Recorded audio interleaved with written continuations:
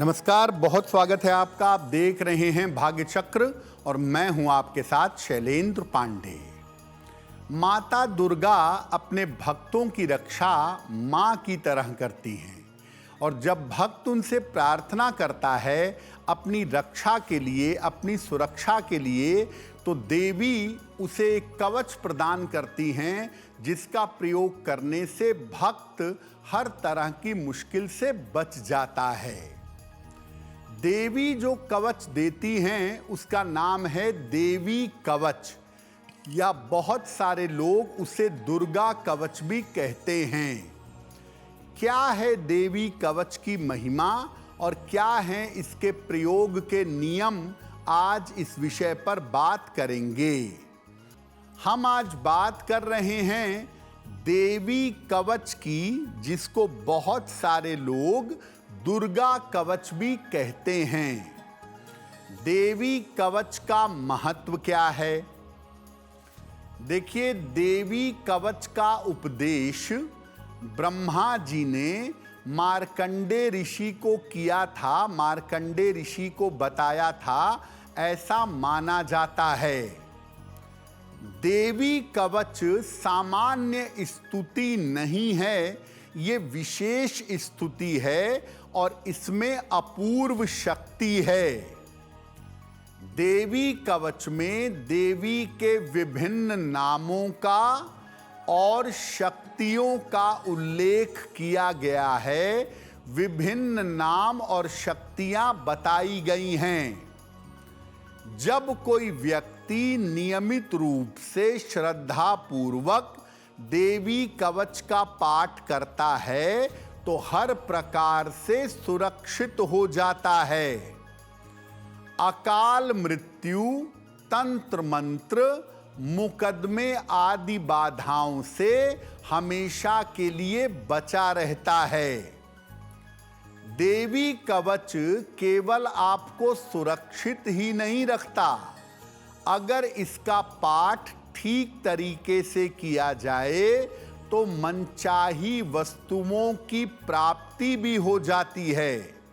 यानी देवी कवच के पाठ से आप जीवन की तमाम मुश्किलों से, तमाम बाधाओं से सुरक्षित रहते हैं और जो आपकी जेन्युइन मनोकामनाएं होती हैं वो जेन्युइन मनोकामनाएं पूरी हो जाती हैं।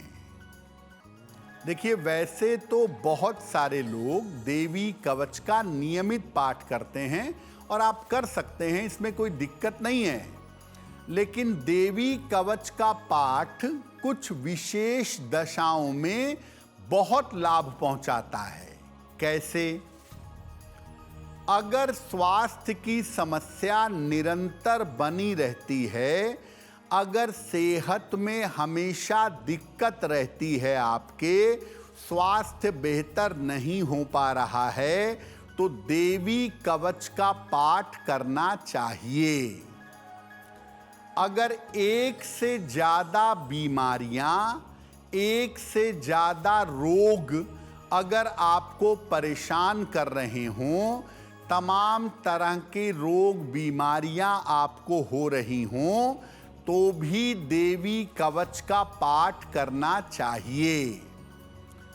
आपकी बीमारी पकड़ में नहीं आ रही है, इसलिए उसका निवारण नहीं हो पा रहा, उसका समाधान नहीं हो पा रहा, तो ऐसी स्थिति में भी देवी कवच का पाठ करना चाहिए। अगर आपको ऐसा लगता है कि आपके ऊपर किसी ने तंत्र कर दिया है, मंत्र कर दिया है, नकारात्मक ऊर्जा का प्रभाव है, तो अगर तंत्र मंत्र जैसी क्रियाओं से परेशान हैं तो देवी कवच का पाठ करना अच्छा होगा। अगर लंबे समय से कोई मुकदमा चल रहा है, उसका कोई समाधान नहीं निकल पा रहा है, मुकदमेबाजी में फंसे हुए हैं, तो भी देवी कवच का पाठ करने से लाभ होगा। अगर शत्रु और विरोधी आपको लगातार नुकसान पहुंचाने का प्रयास कर रहे हों, आपको लगातार दिक्कतें देना चाहते हों, तो ऐसी स्थिति में भी देवी कवच का पाठ करने से लाभ होगा। जीवन में रोगों से, बीमारियों से, शत्रुता से, दुर्घटनाओं से अगर आप बचना चाहते हैं तो नियमित रूप से आपको देवी कवच का पाठ करना चाहिए। आपकी खराब दशा चल रही है, दुर्घटना की या मृत्यु तुल्य कष्ट की संभावना है, तो ऐसी स्थिति में भी देवी कवच का पाठ करना अच्छा होगा। अब ये जानते हैं कि अगर आप देवी कवच का पाठ करने जा रहे हैं, देवी कवच का प्रयोग करने जा रहे हैं, तो कैसे करेंगे? वैसे तो नवरात्रि में रोज करिए, लेकिन सामान्य जीवन में रोज सवेरे या मध्य रात्रि में देवी कवच का पाठ करिएगा। देवी के सामने घी का एक दीपक जलाइए और सामने शुद्ध जल लोटे, गिलास या कटोरी में रख लीजिए। इसके बाद इत्मीनान से, शांति से दुर्गा कवच का पाठ करिएगा। पाठ के थोड़ी देर के बाद सामने रखे जल को अपने ऊपर छिड़क लीजिए। घर में कोई रोगी है उसके ऊपर छिड़किए, परिवार के सब लोगों के ऊपर जल छिड़किए और बाकी बचा जल पौधे में डाल दीजिए। अगर किसी विशेष हिस्से में शरीर के समस्या है, जैसे मान लिया पैरों में दर्द बहुत होता है, तो पैरों में जल लगाइएगा। एक विशेष प्रयोग होता है, जिनकी मारक दशा या मृत्यु तुल्य कष्ट की दशा चल रही होती है, वो भोजपत्र पर देवी कवच लिख करके अपने गले में धारण करते हैं, जो उनके लिए बहुत अच्छा होता है। जो लोग देवी कवच का प्रयोग करते हैं या देवी कवच पढ़ करके अपनी सुरक्षा चाहते हैं, ऐसे लोग सात्विक रहें, मांस, मदिरा इत्यादि का प्रयोग ना करें। तो अगर जीवन में आपको रक्षा सुरक्षा चाहिए, जीवन की बड़ी बड़ी कठिनाई, स्वास्थ्य की समस्या, दुर्घटना से बचना है, तो देवी कवच का नियमित पाठ करने से आपको लाभ होगा।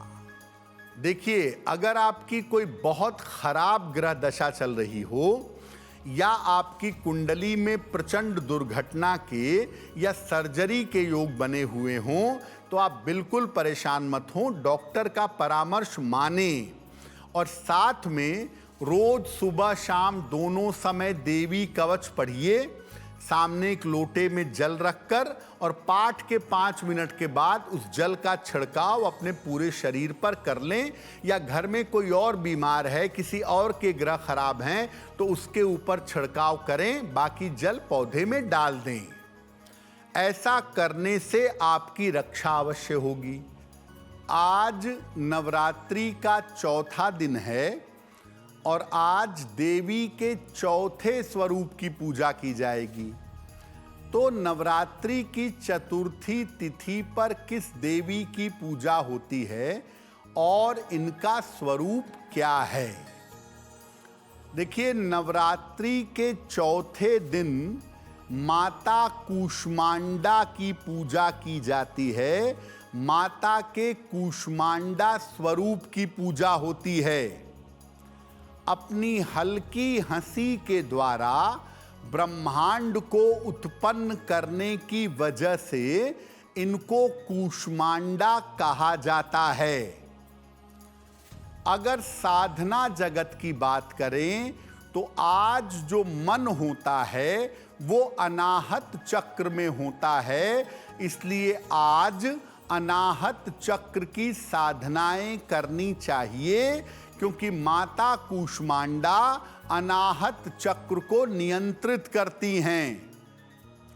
माता कूष्मांडा की 8 भुजाएं हैं, इसीलिए माता कूष्मांडा अष्टभुजा देवी के नाम से विख्यात हैं। कूष्मांड जो है वो कुम्हड़े को कहते हैं संस्कृत में, और माता कूष्मांडा को विशेष रूप से कुम्हड़े का भोग लगाया भी जाता है। ज्योतिष में अगर हम देखें 9 ग्रहों में, तो माता कूष्मांडा का संबंध होता है बुध नामक ग्रह से। यानी अगर आप माता कूष्मांडा की पूजा करें तो आपकी कुंडली का, आपके ग्रहों का बुध बेहतर होना शुरू हो जाएगा।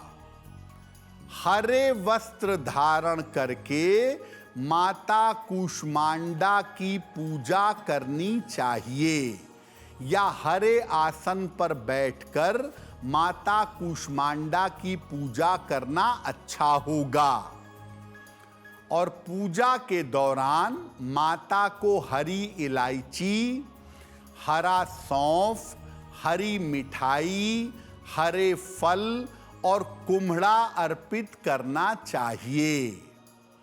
और जब आप हरी वस्तुएं माता को अर्पित कर दें तो इसके बाद माता का मंत्र है ओम कूष्मांडा दैव्ये नमः।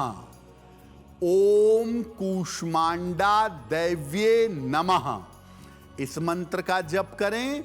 और अगर बहुत ज्यादा लाभ लेना चाहते हैं, बहुत ज्यादा फायदा लेना चाहते हैं, तो आज मध्य रात्रि में माता कूष्मांडा की पूजा करिएगा और माता कूष्मांडा के सामने सिद्ध कुंजिका स्तोत्र का 1 बार या 3 बार पाठ करिएगा। वक्त हो गया है ऐसा क्यों का। ऐसा क्यों में हम आपके मन और जीवन से जुड़ी हुई तमाम जिज्ञासाओं का समाधान करने का प्रयास करते हैं।